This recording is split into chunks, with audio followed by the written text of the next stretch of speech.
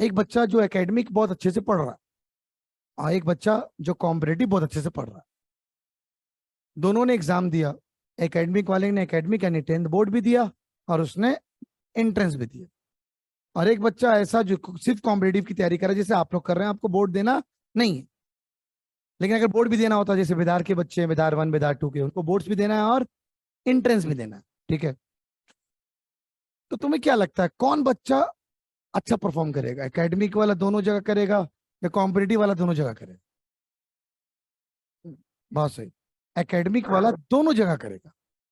Example के तौर पर युग सिंगल लास्ट ईयर बैच आया, उसके बाद तानिया, उसके बाद तस्नीम, उसके बाद जितने भी टॉपर टॉप 10 वाले दिख रहे हैं ना तुम्हें, अपने इस साल इंशा मलिक है, उसके पिछले साल की बच्ची है वो। पिछले साल के बच्चों की चीजें याद रहती है, उससे पिछले वाले बहुत सारे रिकॉर्ड है। तो जितने भी सब बच्चे हैं ना, जैसे मैं शीश की बात करूं, एमयू 10th बोर्ड का 4th टॉपर, इमेज क्लास का बच्चा, और एमयू में 11th एंट्रेंस में डिप्लोमा में रैंक 8 और 11th साइंस में रैंक 16। युग सिंगल जामिया में रैंक 2, एमयू में डिप्लोमा में रैंक 2, एमयू के 11th साइंस में रैंक 3। जनरल कैटेगरी की बात कर रहा हूं। और बोर्ड्स में 92.13%। उसको उतना बोर्ड से उतना ध्यान नहीं था, कॉम्पिटिटिव ज्यादा था, लेकिन तब भी वो 90 से तो क्रॉस किया। ठीक है, तानिया 96 पॉइंट कुछ परसेंट उसकी, रैंक 3rd डिप्लोमा में और जनरल साइंस में रैंक 9। ठीक है, और एग्जाम्पल जैसे वो लड़का भी अच्छा था, ईशान पुत्रवास ने सीबीएसई अलीगढ़ पूरे डिस्ट्रिक्ट का 3rd बोर्ड टॉपर, सीबीएसई का 3rd बोर्ड टॉपर, रैंक उसकी 16 या 13 थी, ऐसे ही कुछ 13 थी। बेदार का बच्चा, मुझे पता है।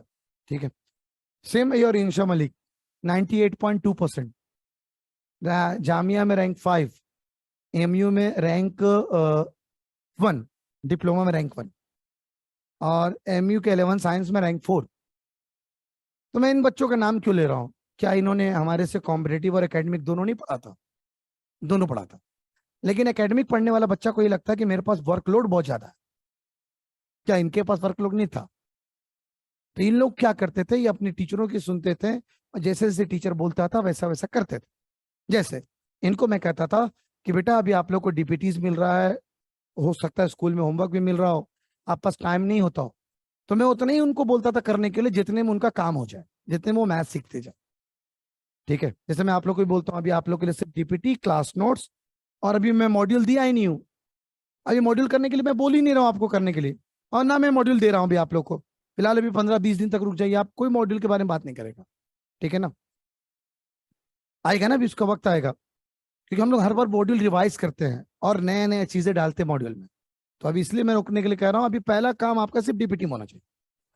तो उन्होंने क्या किया था, उन्होंने यही किया कि भाई जब एग्जाम्स की बात हो रही है, एकेडमिक की बात हो रही है, तो हम लोग जितने भी टीचर हैं आपको एकेडमिक और कॉम्पिटिटिव दोनों मिला के पढ़ा रहे हैं।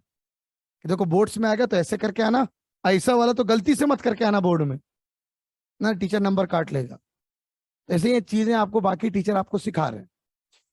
तो इसका वक्त होता है, कॉम्पिटिटिव का वक्त होता है। जैसे तुम लोग जितने भी ड्रॉपर वाले बच्चे हो जिनको एग्जाम नहीं देना है, उनको सिर्फ कॉम्पिटिटिव वे में सोचना है। तो अब आपके सवाल के तरीके, चाहे सवाल बने या ना बने, मेरे को तो ये सवाल करके आना है, क्योंकि नवाब से धीरे धीरे आपको जादू मंत्र सिखा रहे हैं। ठीक है ना, तो जादू मंत्र करना है। इनफैक्ट कभी कभी तुक्का भी मारना है, ये देखने के लिए कि मेरा तुक्का कितना मैच करता है।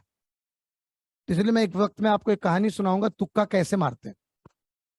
ठीक है ना, इसमें भी एक कहानी है कि तुक्का जैसे भिड़ेगा कैसे। ठीक है, क्योंकि जामिया में निगेटिव मार्किंग नहीं है।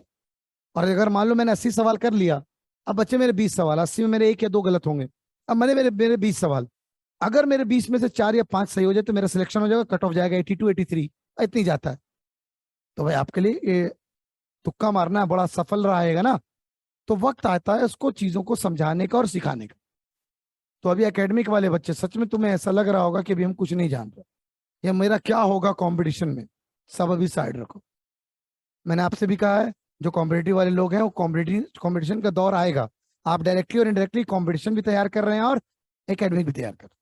आप जिनको एंट्रेंस देना है उन बच्चों को सिंपल समझना चाहिए कि यार मेरे को एकेडमिक से क्या लेना देना, जितना बोर्ड में आना था आ गया, अब तो मेरे को सारा फोकस कंपटीशन में करना चाहिए। यानी अगर मैं बैठ करके भी किसी भी मॉडल टेस्ट पेपर को कर रहा हूं तो वो भी एमसीक्यू के फॉर्म में होना चाहिए। यानी कभी भी हम सब्जेक्टिव सवाल अब नहीं करेंगे, अब हमारे पास जब भी करेंगे सवाल ऑब्जेक्टिव, इसीलिए मैं डीपीटी में एक भी सब्जेक्टिव सवाल नहीं दे रहा हूं। और इन लोगों का मॉड्यूल है जो बेदार वाले बच्चों का मॉड्यूल है, उन मॉड्यूल में सब्जेक्टिव सवाल है। आप लोग को जो मॉड्यूल मिलेगा सिर्फ ऑब्जेक्टिव क्वेश्चन होंगे।